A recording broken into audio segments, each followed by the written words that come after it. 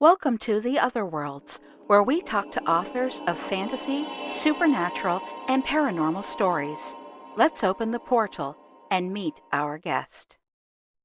Good morning. I'm Sandra Rattan, and I am joined today by Venessa Vida Kelley, who is a Nuyorican writer, illustrator, and sequential artist, which is absolutely fascinating.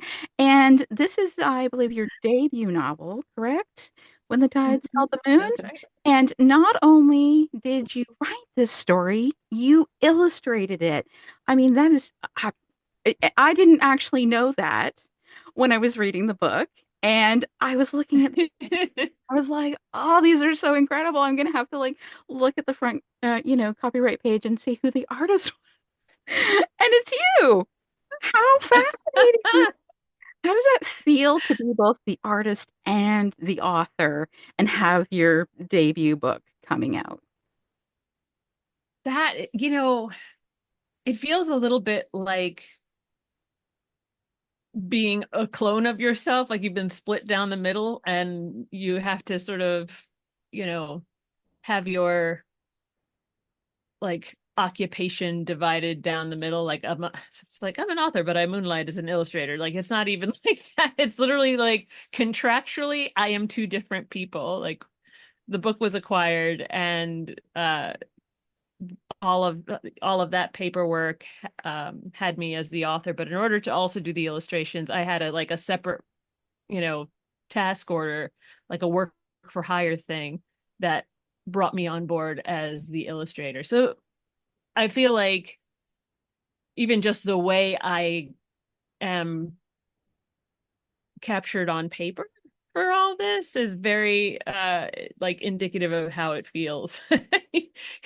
You are two things at once somehow coexisting in the world. But I am so grateful to Erwan because when we had our earliest conversations about the book, they asked me what my vision was for it. And I said, well, despite knowing how much of a risk it is, uh, I've always conceived of this book as being like a time capsule, something that when you hold it in your hands feels like the sort of book that you might find in 1911, because back then all books, regardless of audience, were illustrated. And it wasn't until much later in the 20th century that that became an expensive endeavor and printing went offshore and the Western world stopped associating adult works with illustrations.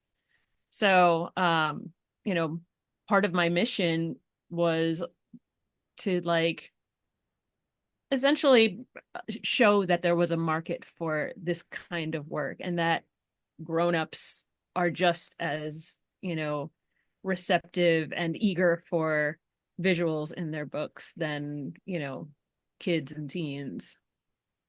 Well, I do think that there's a huge market for this. And Mm-hmm. a lot of authors who I read have stores or license, have licensed artists who create merchandise, which includes prints, bookmarks, stickers, t-shirts. Exactly, I want to say exactly. on that note, can we get, because you do have an Etsy store, so can we get Matthias's quote on a t-shirt?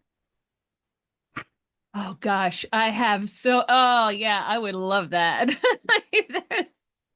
Maybe one day when I have, the mental bandwidth, I can sort of suss out how to get that done, because I love that quote. That's the heart and soul of, along with it, for it, never against it.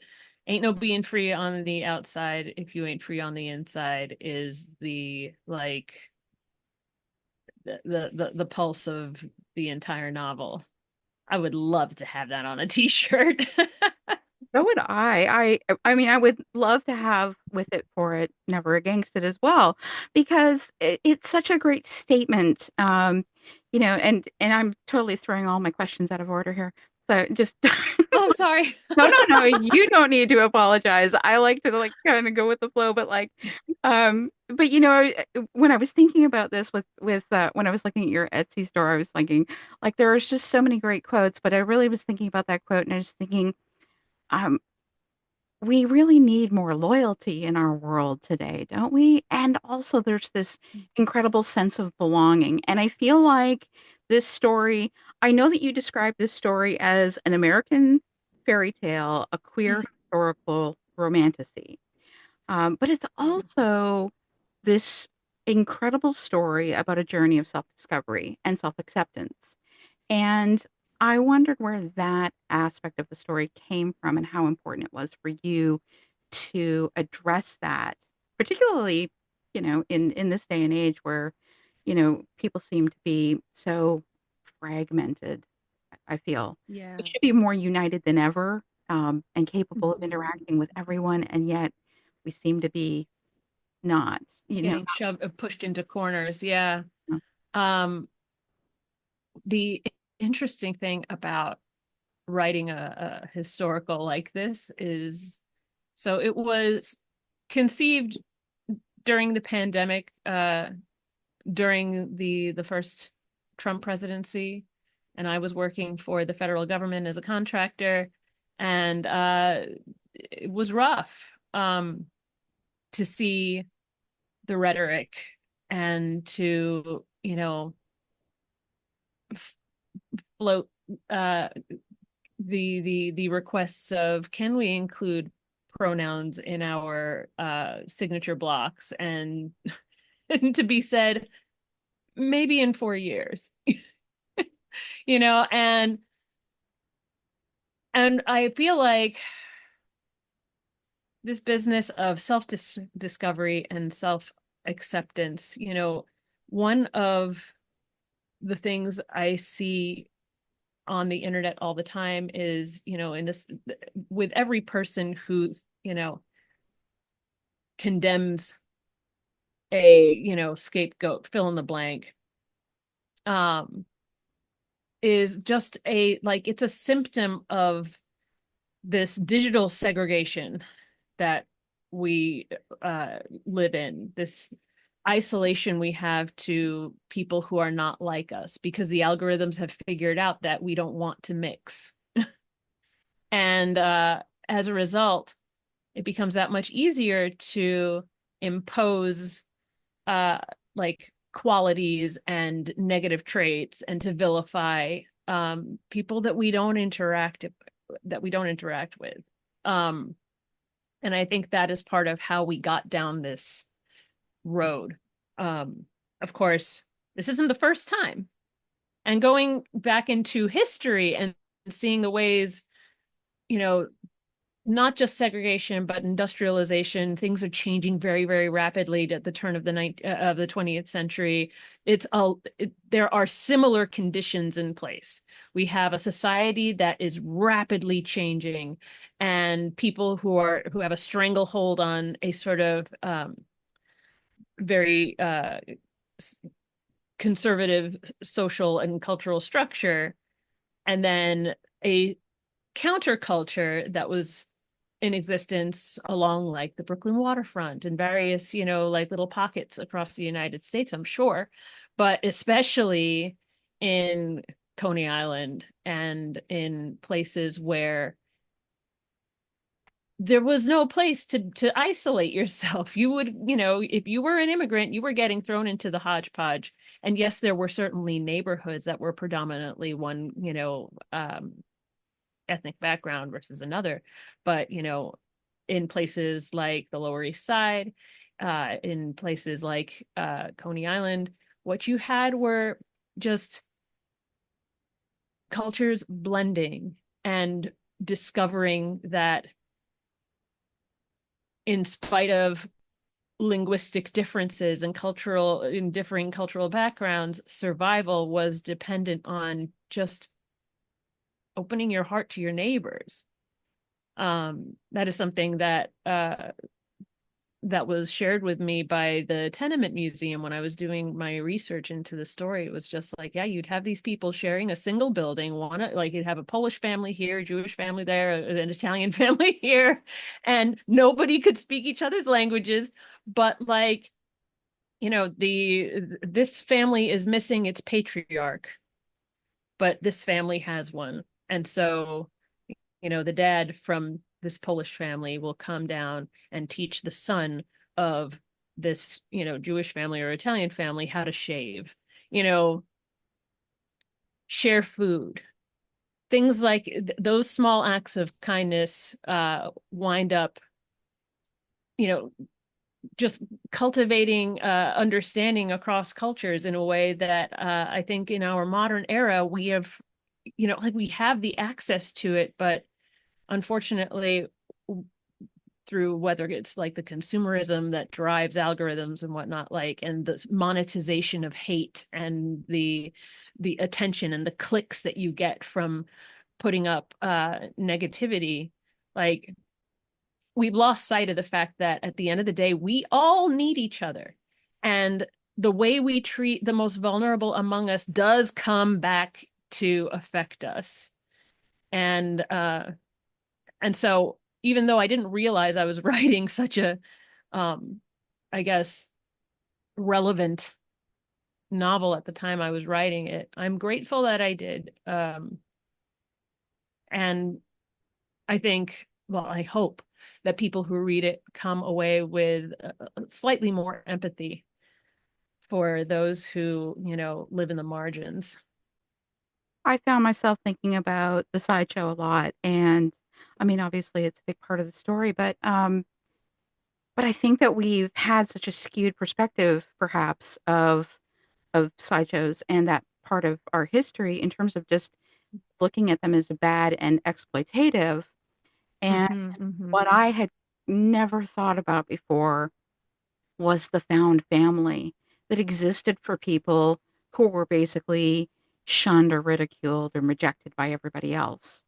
And Yeah, yeah. and it really added a layer of complexity to my thoughts about that because is it exploitation if they're choosing that life and embracing it themselves? And so that was something that I found myself thinking about when I was going through the story. And I really loved the fact that you had this um, group of such different people with different backgrounds coming together to be true family to each other in such a meaningful Mm-hmm. way.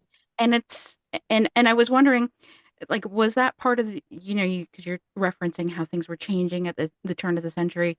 Is that part of the reason why you settled on 1911? Because things like that could happen then in a way that they just don't seem to happen now, and because of the transition Yeah. time, like I can't imagine. 19 I was trying to think about this story being told in today, and I was like, I couldn't see it. I just couldn't No. envision it. Yeah, yeah, yeah. So it's so funny. I had an event last night and we were talking about like the long and sordid history of sideshows because, before they were an attraction at a theme park, it was very much a like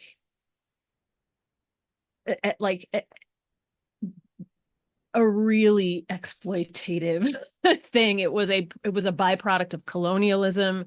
It it was a sort of extension of that violence.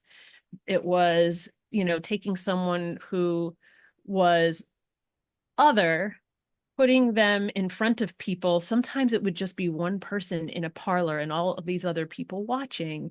And like, I'm thinking of, some of the more famous sort of precursor sideshow acts, such as the Venus Hottentot, whose body was displayed like that, and became the subject of like medical speculation, and so that all of that is to say that before there was a sideshow at Coney Island, it was very much like um just a disgusting byproduct of a very cruel society. And but like all people who are on the margins and face potential imprisonment, institutionalization, death, you find a way to survive and to hopefully in the process retain as much of your dignity as possible. And so by the time we get to 1911, the masses are beginning to start like asking the question of what it means morally to attend a sideshow, to support a sideshow, like uh and and this is also happening at the same time that science is beginning to explore biological anomalies and things like that. So all of that's happening at the same time as we still unfortunately are dealing with a society that does not have any support structures in place for those who are different, those who need accommodations, or people who are just BIPOC or LGBTQ. And so, um, even the sideshow culture has now, you know, developed over time to be something that has at least a bit more agency involved, um, because the alternatives were grave. So landing on 1911 felt like the right time because, you know, it was the right moment in history to explore topics of immigration and the sort of class disparity. It was the year of the Triangle Shirtwaist Factory fire, which killed essentially young women and girls who were all immigrants. It was the year of the Great Northeast heat wave that killed hundreds of people, again, disproportionately people of color and immigrants. And like all of these events really lay bare the way certain crusts of society are forgotten or exploited or just treated as expendable. And so the great thing about the sideshow is how sort of, I think, hyper aware each of the members was of their own sort of vulnerability, and how you don't survive in this particular political cultural landscape alone. We need each other. And um and it was very heartening to me to hear from Adam Rinn, who is the current Coney Island Circus sideshow art director. He's a sword swallower and he runs the museum on Surf Avenue. He was the one who said, if you include nothing else about us in this novel, include the Carney Creed, with it, for it, never against it. And it is the family. It's all of us. It's the fact that we, in a world that rejects us, we would die for each other because no one else is going to step in to do that for us.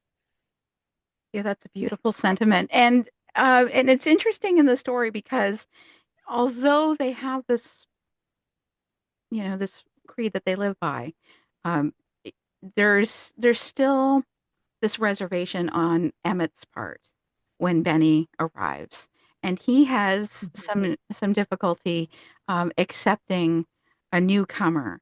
And I was thinking Mm-hmm. about the interesting contrast between uh, Eli and Emmett, and how they both approach things differently based off of their prior experience. And I was wondering, like, where did their backstory come from in terms of, like, when did you realize I need them in this story?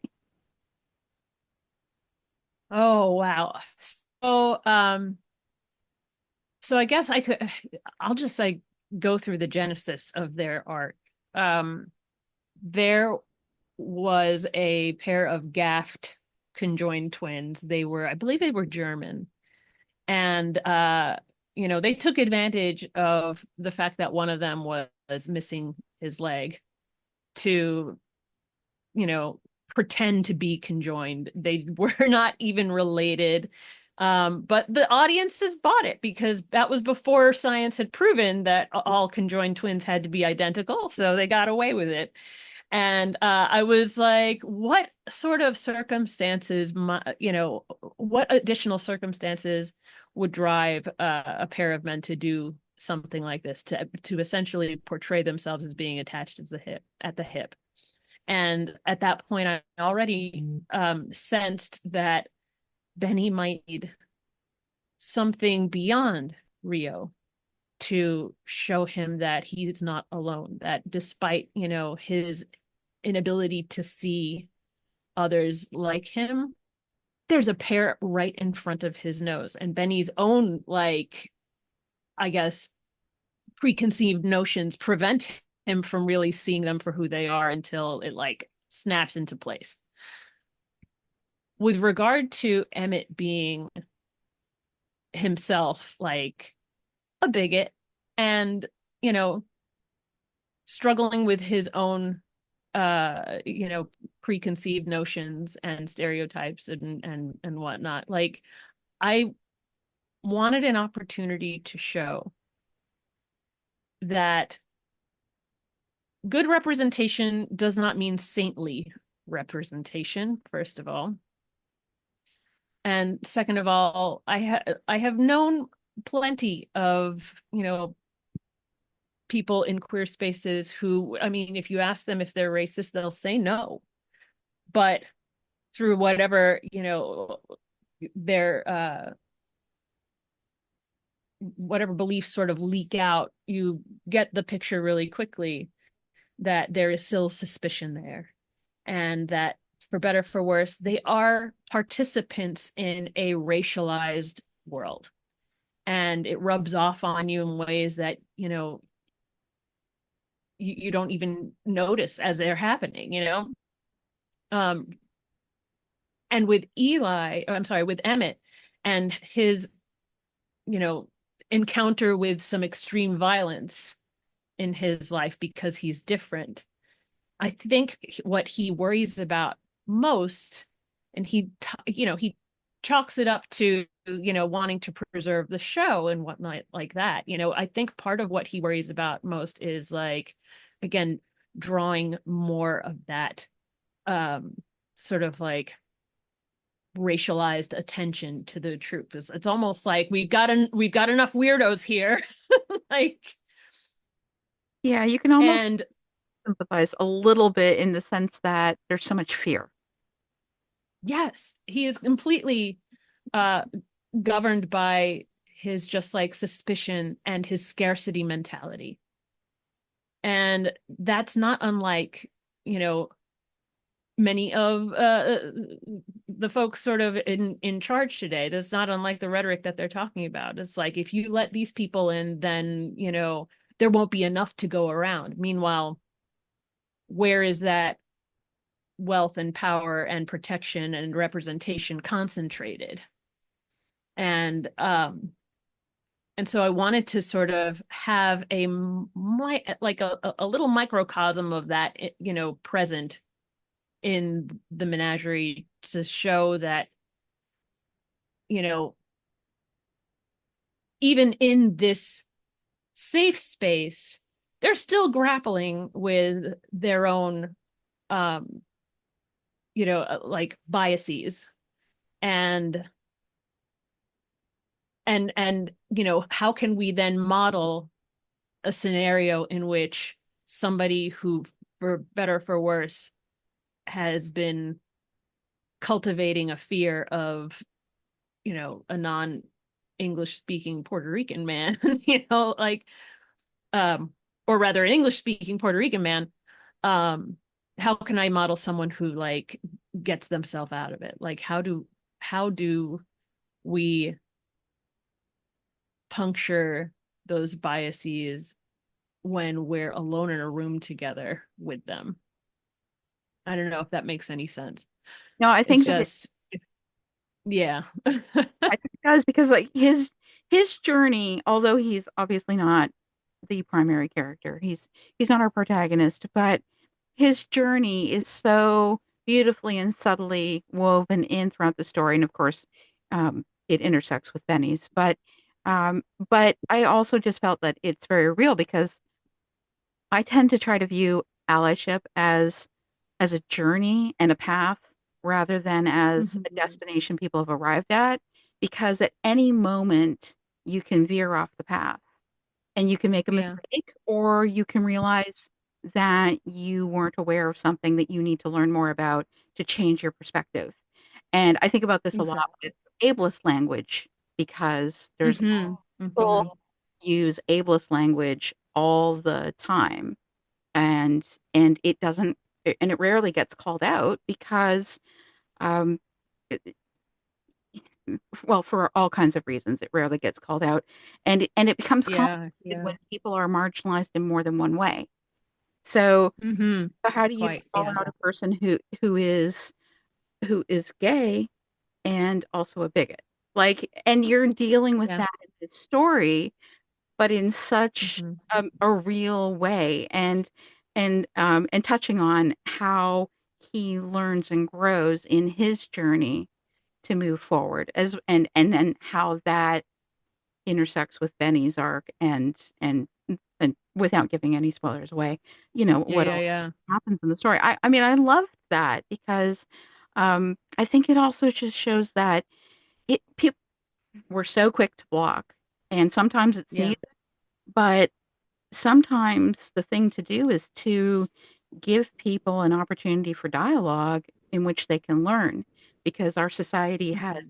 fragmented us by gender and by sexual orientation and by race and all of these different things. Yeah, yeah. We're fighting with each other when the people who are really actually keeping us from getting where we want to go in our lives are the people who are Yeah, causing it's by it. design. Yeah, exactly. It's absolutely by design. Like it's like, well, if they're busy fighting amongst themselves, then they won't figure out who the real oppressors are. Yeah. And And yeah. yeah, how we can have power. I mean, because you talk about this in one of the interviews that you did that I listened to, you were talking about Matthias's quote and about decolonizing your mind, and Mhm. it Mhm. really is such an important thing that I think all of us need to be able to step back and say, what do I believe that has been ingrained in me by other people for their good instead of being truth? And if we can Yeah. do that, and at the same time also start like unpacking our shame and the things that we don't like about ourselves and embracing ourselves, we could have Yeah. such a powerful society, and such an amazing existence, right? Like Yeah. to be Yeah. able to love yourself, and this is a huge part of Benny's journey in this story. I was Mhm. wondering, Mhm. how do you approach parenting in terms of trying to ensure that your children um, don't fall into that Yeah. shame Yeah. and the colonizing mindset that is prevalent in our society. How do you approach that in your day-to-day life? Oh gosh. It is top of mind every day of my life. Because we live in a community that is like we have a very, very high count of refugee residents in my neck of the woods. There is a very high volume of Spanish speakers in our neck of the woods, and so my children are essentially, you know, integrated on the daily in this sort of like hodgepodge of cultures, and with the added layer of a bunch of kids trying to figure out how to navigate power dynamics, right, in all of that. um and they're super smart, you can't hide anything from them. So I've always tried to just be very straightforward, and we at least 4 times a week still read aloud to each other. And so we've been going through a lot of wonderful middle grade books. I have a 9-year-old and a 12-year-old, and these are books that just through author communities, through reader communities, and like through my libraries and whatnot, are the kind of books that cultivate empathy. Like we read a book called A Friend Divided. It was the Pura Belpré winning book of, oh gosh, and now I'm not going to remember the year, but it's about Efren, whose mother is undocumented. He himself is a citizen of the United States because he was born here, and his mother just like essentially gets detained by ICE and ultimately deported. And it is not like this extraordinarily heavy read, although I'll tell you, as a parent reading it, I feel like it was heaviest for me to read it. Um, but it doesn't sugarcoat anything. You know, it shows how Efren, without his mother, has to then essentially rise into the role of, the second parent while his dad is like working hard to not only pay their rent and pay for their existence, but also hopefully pay to get their mother free. And and so I'm reading this with my kids, and we get to the end. And as you can imagine, the end is about as realistic as you can get. She's not, she doesn't make it back. And my son is looking at me like, there's there's a sequel, right? This can't be really the end of the story, is it? They didn't get her back. And that opened up a conversation about the reality of, what it means to be deported. I was like, but I'm like, the hopeful part of this story is that when people like us read it, we care, and we can use our voice to support our immigrant neighbors, to ensure that families stay together, and hopefully this outcome becomes the outlier. you know and they get it. And again, it is difficult because they come home with all manner of stories from school about, this person said a slur, and that person just came out as non-binary and nobody believes them, and things like that. And it's like, okay, here we go, you crack the knuckles and you're like, all right, let's sit and have a chat. And I'm grateful that they are encountering this stuff and they feel comfortable enough to bring it up to me and my spouse so that we can all talk about it. But just bringing this back to When the Tides Held the Moon, like, a lot of what I try to like weave into the novel is a little bit of a roadmap for those who feel helpless in this situation. Like, we, I think, get very eager to fix things without acknowledging that sometimes there do need to be apologies, and there do need to be amends. And that's how we can like start healing ourselves and each other, by at least like not trying to brush the difficult things under the rug. Like, we can take accountability and then move from there. which is a Yeah, very important parenting. one. Yeah, parenting in this age is not the best, but hopefully, I do feel like the kids are all right in general. Like, they want to be more open, and the less they can be exposed to some of these like very hyper masculine, like incel type personalities that you get on YouTube or whatever, the better off they are. Yeah, agreed. It's challenging to be a parent in this day and age. I was Mm-hmm. actually going to ask you about how you find great children's books for your kids. I mean, I actually, up there, I have a whole shelf of, I still read middle grade books. I Mm-hmm. find that there's, I don't know, I find that a lot of middle grade books and YA books go places that adult books don't go. And I find, Yeah, yeah, and I wish I find myself reading stories that I go, I wish I had this when I was. when I was a kid, yeah, oh for sure. So I think Well, it's and what's interesting, from the illustrator side of myself, just like from having illustrated children's books and been immersed in that particular, I guess, market. As an illustrator, one of the things that they tell you is, or at least that you learn, whether or not you hear it from an agent or an editor or just like experience it yourself, there is an implied, additional audience. Like, yes, you're writing and you're illustrating for kids, but you are also writing and illustrating for their parents, because ultimately they're the ones who are staying up at night rereading the same story over and over again, and they're not going to bring that book home if it's the sort of thing that they can't tolerate themselves. But in particular, those markets being driven by a sense of trying to impart wisdom, or trying to leave sort of guideposts towards establishing good morals and values and things like that.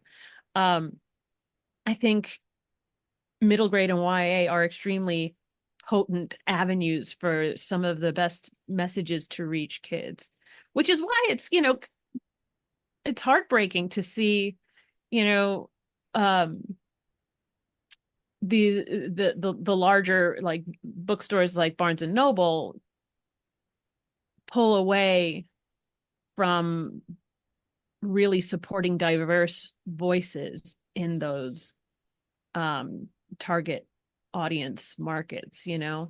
Um, And I think so I they, rely a lot on librarians and friends who are writing those books and who have established like BIPOC and queer and disabled like communities, just to be able to decolonize and sort of desegregate kids.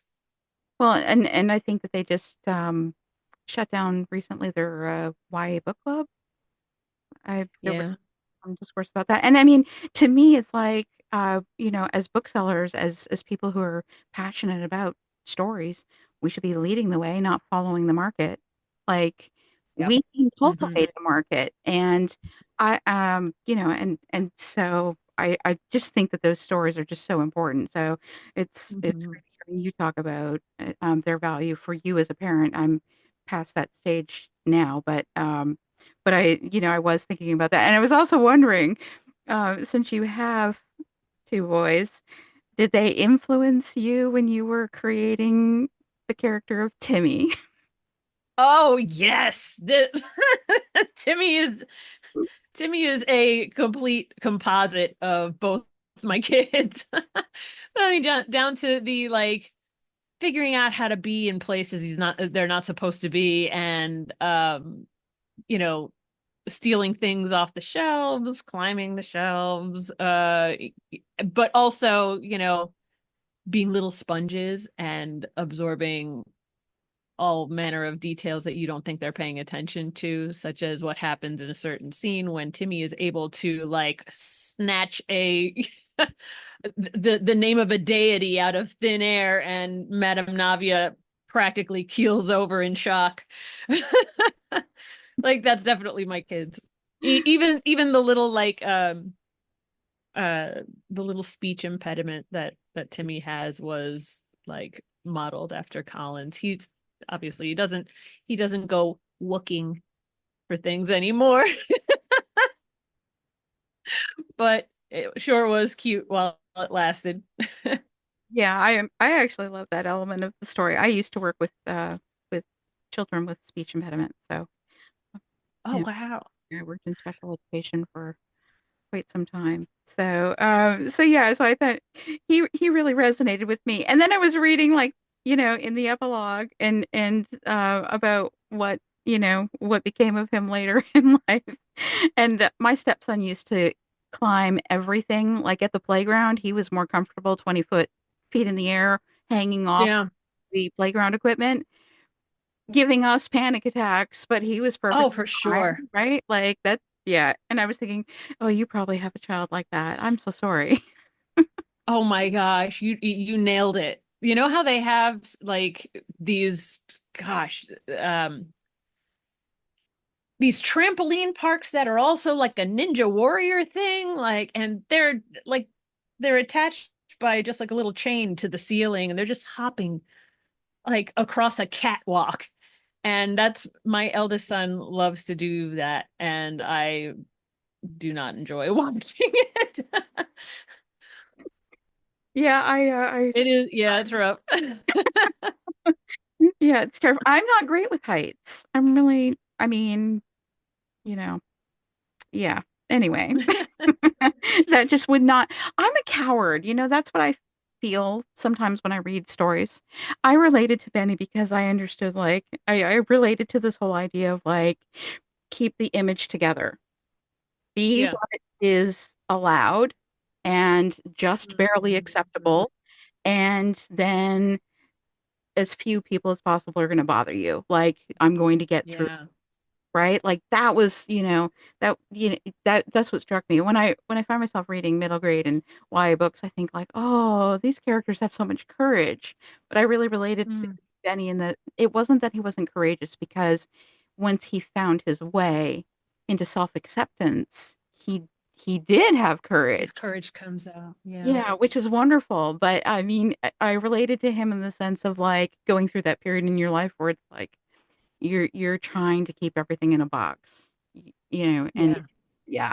So I feel like his character just speaks volumes for people, no matter what their race or their orientation, anything. It doesn't have to be about that. It can be about so many different things about your life, about being Oh, on yeah. or having autism, whatever it is. We all have things in our lives that we're um, nervous about people finding out about, or feel like we'll be rejected for. And he has so many of those things, but Yeah. it's such a beautiful story of that self acceptance as well as pure acceptance. So, anyway, I'm so glad that that spoke to you because, you know, I've especially like nowadays, I feel like, and I feel it in myself as well, this sort of, impulse to be like, you know, if there's injustice in the world, I gotta shove myself out there and do something about it.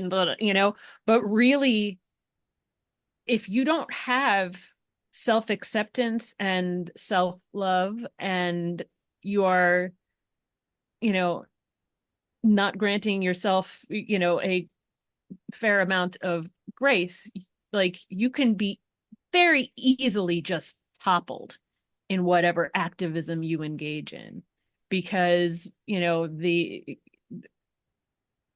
people who would rather you not talk, the people who would rather you not act and step, they will find the vulnerabilities and use them to silence you. And so, because I worked in activism in DC, overseeing 30,000 member group of people who after the 2016 election were devastated and wanted to do something. And what I discovered was that a lot of people were just like, tell me what to do, without doing the necessary internal work first.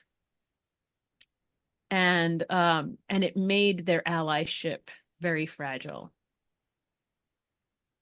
And so in that group, for the time that I was there, we tried really hard to cultivate a space where it was safe to ask questions and to learn, because for better or for worse, an entire crusts of that community just didn't know what other crusts of the community were going through. Like they didn't understand the conditions that create, refugee situations, or they didn't understand the way systemic racism essentially, creates these silos where people can be oppressed on the daily, and other groups of people have no idea, you know. And so once we were able to sort of establish this general, just like, um I'm not sure how to qualify, but we had to be very careful about, protecting the most vulnerable voices among us and not tone policing and whatnot, but also measuring, those of us who represented a more majority view, and keeping them from centering themselves consistently and silencing the other voices. And ultimately, that like people grew and flourished in that environment.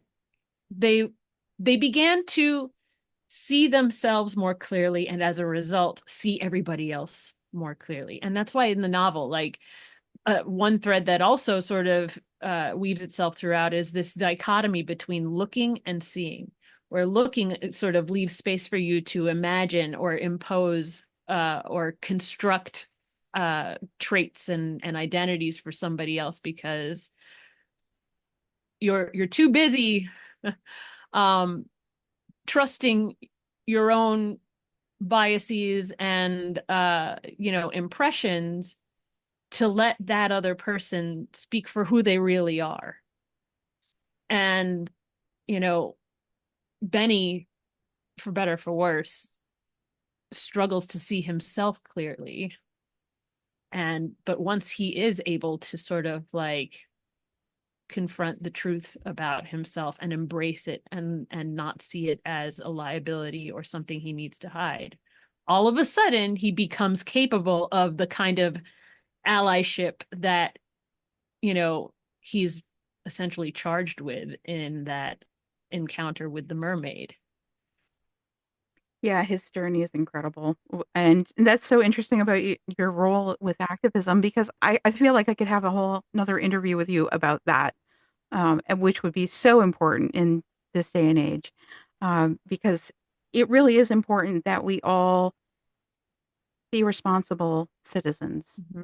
Um, and I'm Yeah. not just talking about a country, I'm talking about of this planet, and that's on every level in terms of everything that we do ultimately does have an impact around the globe. And Oh yeah. and so it's important that we understand what we're doing and why we're doing it and really, you know, strip things down to the truth. So Mm-hmm. that's Mm-hmm. incredible. I love that you were involved in activism, and thank you for sharing about that. We've chatted for so long. So to wrap this up, I'm going to ask you two more questions. We'll start with a silly one.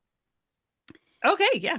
If you were back in 1911 and you were going to be in the sideshow, which act would be yours?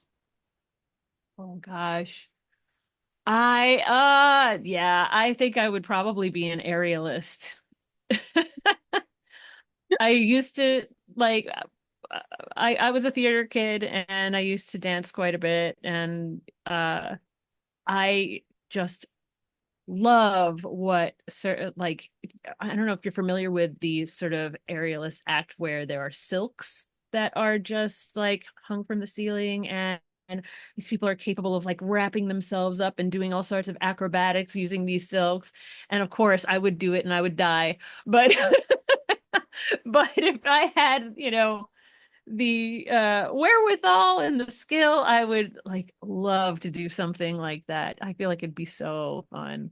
And then, if I weren't asthmatic myself, maybe I'd be a fire breather. Who knows? Yeah, that would be a bit of a challenge. For Yeah. Yeah, I can see that being a challenge. Okay, so just to wrap this up, you have a graphic novel coming out next year. Am I saying it right? Manu Faces the Music. Manu. Manu Faces the Manu faces the music. Yeah. Tease us up a little bit about what that story's about. Yeah. It's so this one is not a historical fantasy, but it is sort of like inspired by actual historical events. Um, it is a contemporary urban romantasy about a music producer who is highly decorated, has all these Grammy Awards, platinum records and whatnot, and never found out that the reason why she is so effective in her line of work is because she is a super medium whose third eye was closed when she was a child. So she is essentially this spiritual lightning rod capable of picking up, putting out these vibrations. And only when the barrio where she grew up begins to go through this rash of arson is she essentially forced to open the third eye that was closed when she was a kid. And it's a fun, I think, and also timely story about what it's like to be chosen and you'd rather not be, and what you can do with privilege if you have it. And I'm having a blast drawing it. It's just going slower than I'd like because now everything is like, we gotta promote tides, so I've got to get my head like plugged back in and just finish. So which goes slower, drawing or writing? Gosh, they they confront a lot of the same, I think, obstacles for me. I'm 1000% a sort of visual person. It's part of why I really enjoy the idea of having illustrated novels, because I feel like they enrich the experience. But I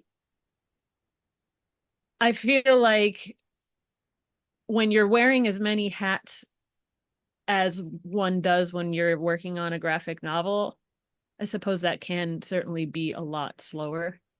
Um, but this being my very first, it's hard to sort of like put the two kinds of projects up next to each other and say, oh, it's definitely going to be always this being slower than this, because I was working on both and dealing with a different set of deadlines. Like, for example, was in the midst of my arc edits that Kensington revealed that they were going to try and do the dual tone printing for the physical arcs. And that meant that my deadline for illustrations was no longer in December, it was now for August. And that completely like threw all of my schedules out the door. And I'm like, okay, well, I guess we're not going to touch the graphic novel for a very long time. um, so yeah, I mean, I will say, like, as long as I have the sort of, like the characters and their like journeys as my North Star, I can move through both um types of projects fairly quickly. It's only when I feel like I'm like losing a grip on like their intentions, or something like that, where I'm like, oh, okay, all right, I need to step away from the drawing board here and the keyboard and really just sort of um meditate on who they are and what they would do or what I would do in their shoes. That's fascinating. Well, thank you so much for being here today, for sharing about your process and about your stories. I can't wait to see what comes next from you. And Thank you. and I really hope that people pick up Tides and just discover this wonderful story.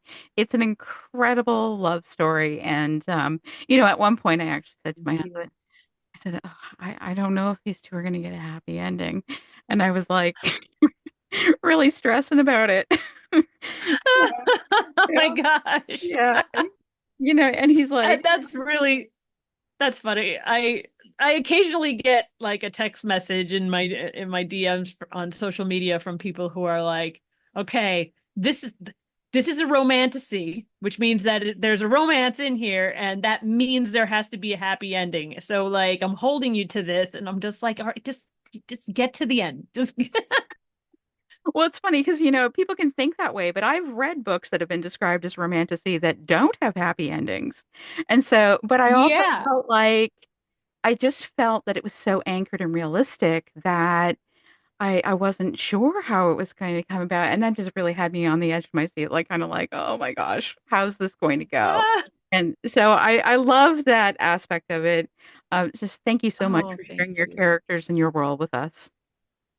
Oh, thank you so much for reading the book, for having me on, for being such a wonderful host. I really enjoyed this conversation.